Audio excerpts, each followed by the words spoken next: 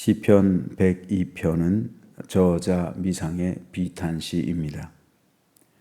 이 시는 이스라엘 민족의 바벨론 포로라는 암울한 역사적인 상황을 배경으로 하고 있습니다. 즉 본시의 저자는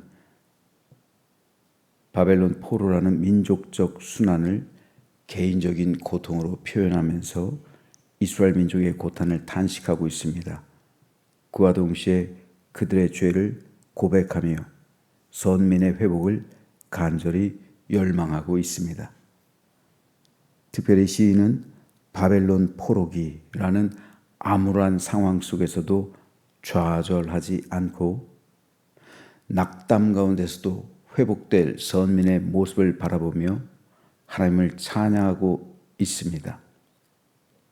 이러한 점에 있어서 70년이 차면 돌아오게 할 것이라는 예레미야 선지자의 예언을 이 시인은 잘 알고 있었던 것으로 보입니다.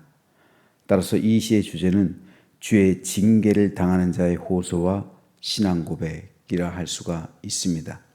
즉 지금은 징계를 당하는 때라는 거죠.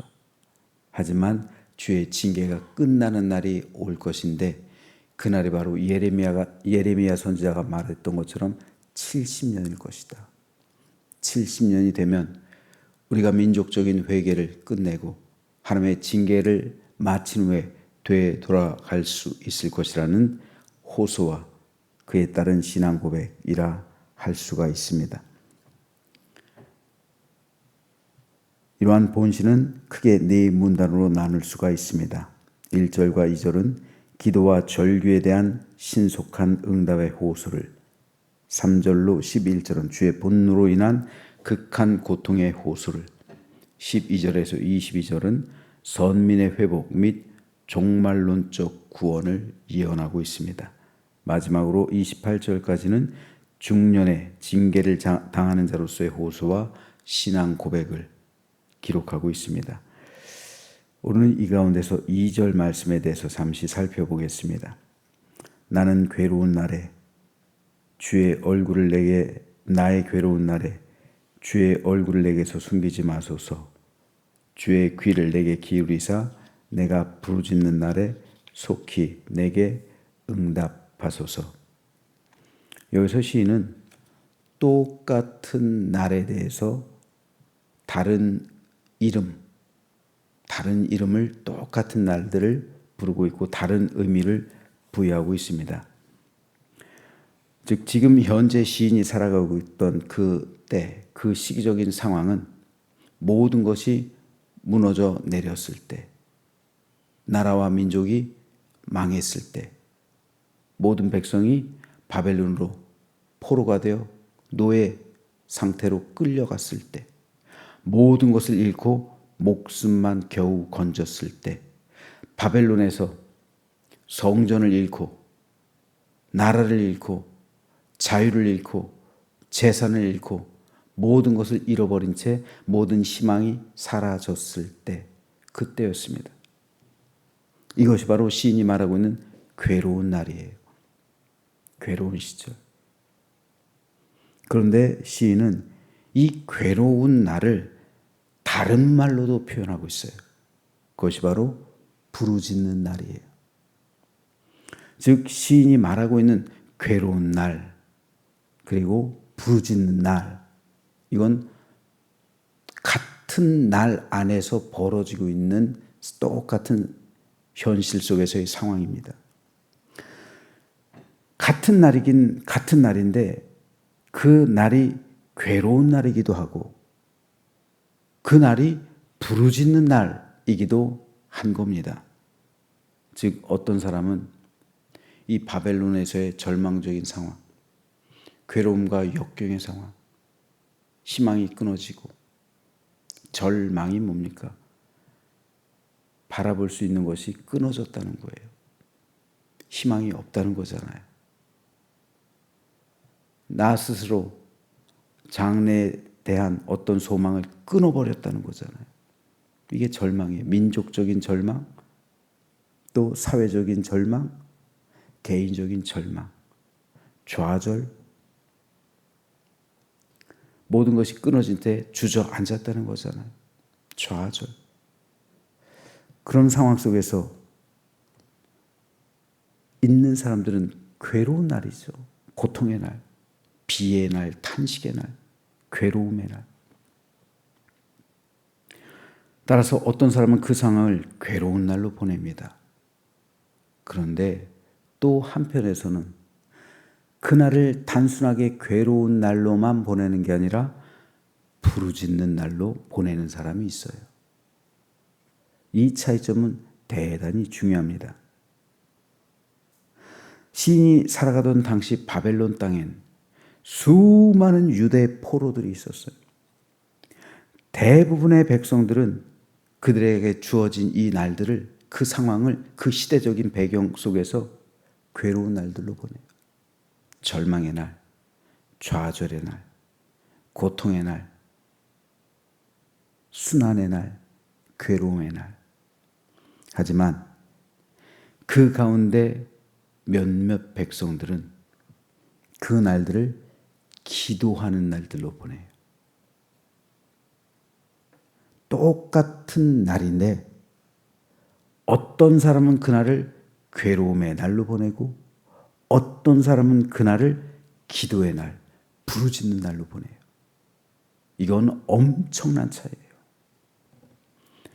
이스라엘 역사는 이 날들을 기도하는 날, 부르짖는 날들로 보낸 사람에 의해 쓰인 겁니다.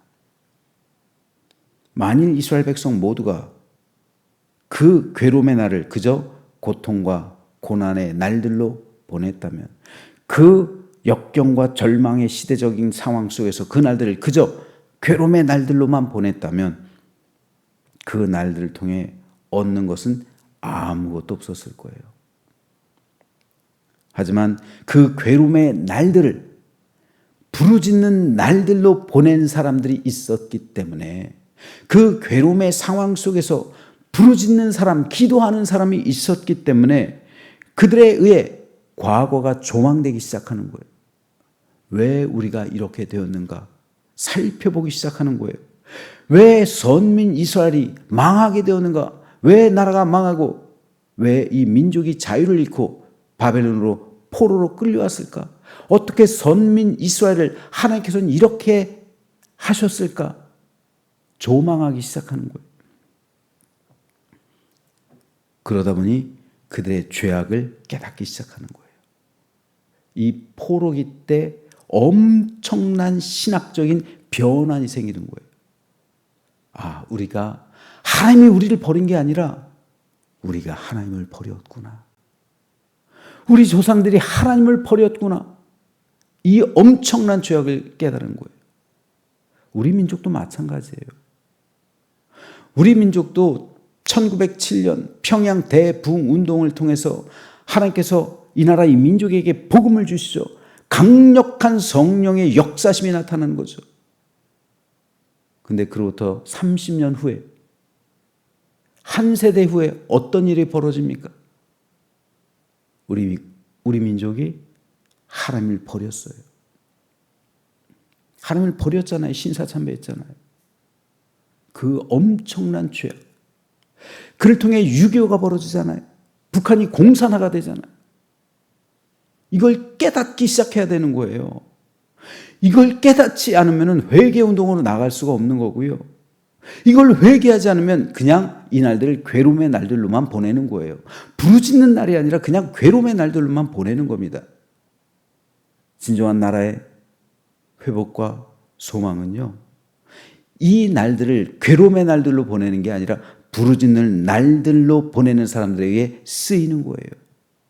이 나라 이 민족의 역사도 마찬가지예요. 그리고 이스라엘 민족의 역사가 그랬습니다. 그들은 과거를 조망하며 하나님을 버린 조상들의 죄를 자기들의 죄로 인식하면서 회개하기 시작하는 거예요. 그러다 보니 하나님과의 관계가 회복되기 시작하고 희망을 찾아가기 시작하는 거예요. 예레미야가 말한 70년 만에 돌아오게 될 것이라는 하나님의 약속을 붙들게 돼요. 그래서 바벨론 포로기는 가장 민족적으로 어두웠던 시기예요. 그런데 바벨론 포로기처럼 신앙이 성숙이 일어난 시기가 전례 없어요.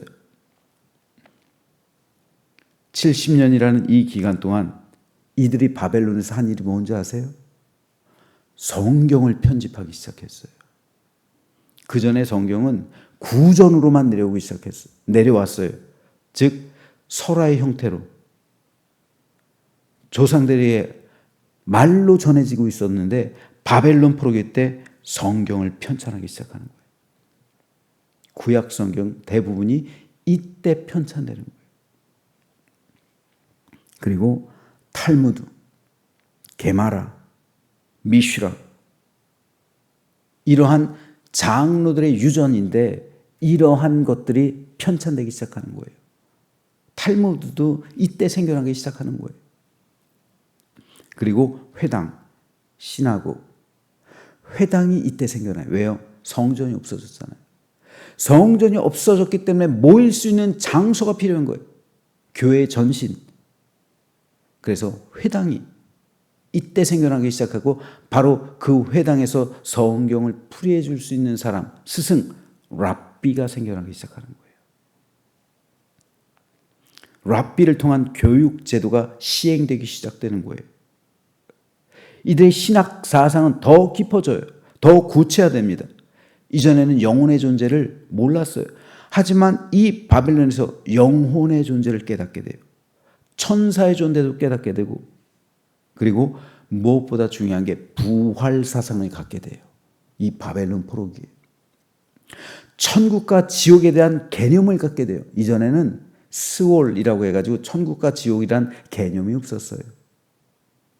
하지만 이 바벨론 포로기를 거치면서 천국과 지옥의 실제 그리고 부활 이 사상을 갖게 되고 바리새인들이 여기서 싹트게 되는 거예요. 바리새인의 맹아가 싹트게 돼요.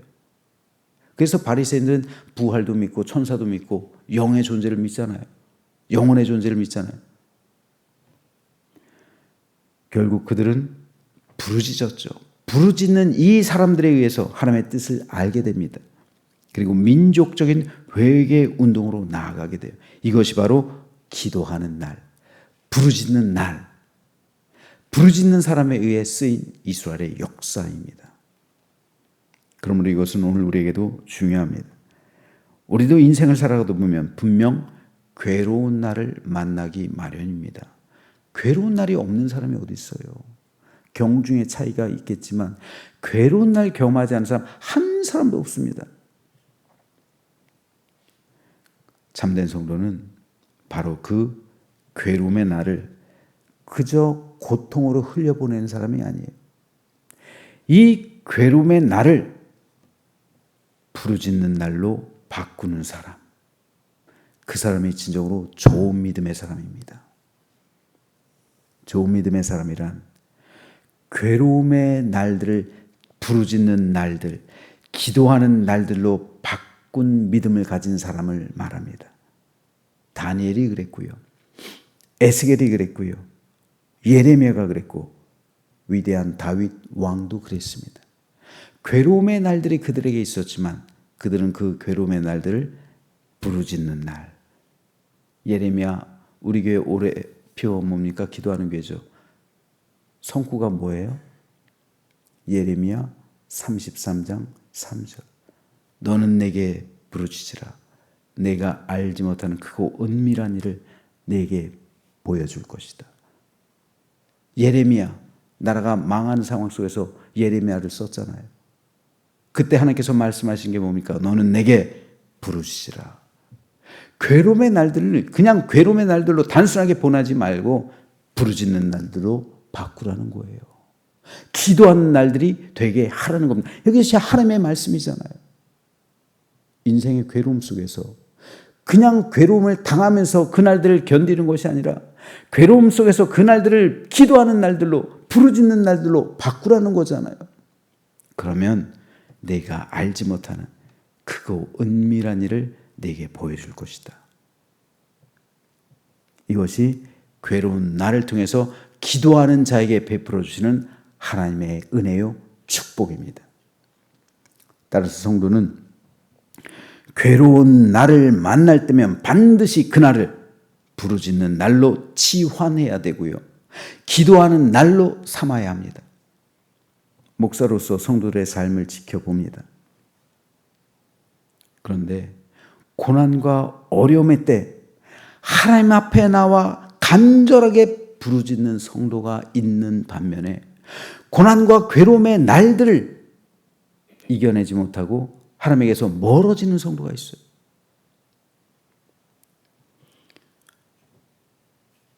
그런데 고난과 어려움의 때 하나님 앞에 나와서 기도하고 부르짖는 사람에 의해 하나님의 교회의 역사는 쓰이게 되는 거예요. 오늘도 동일한 거예요. 똑같은 거예요.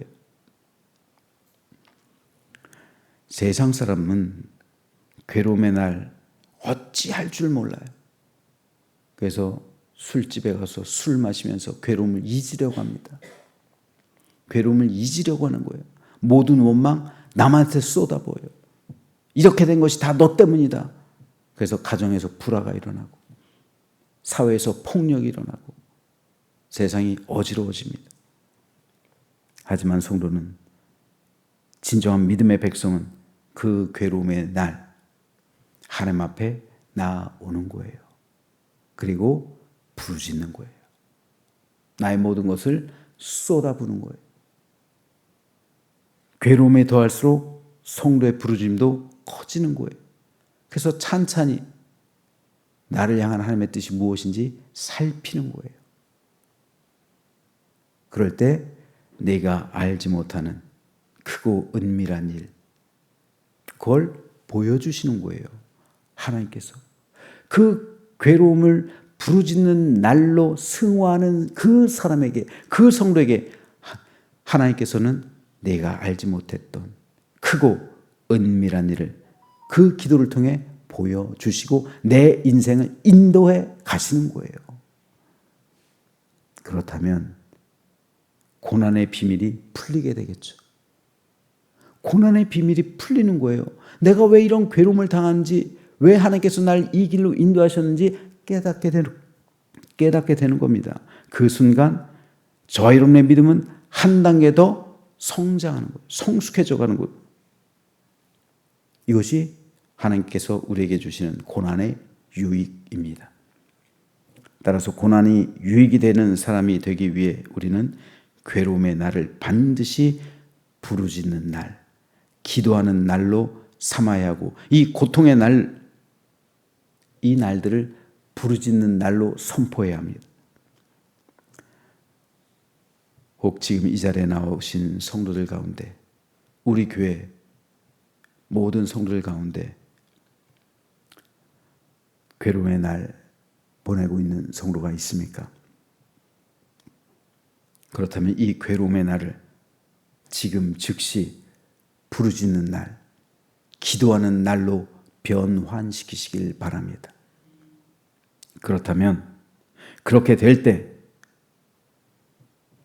우리의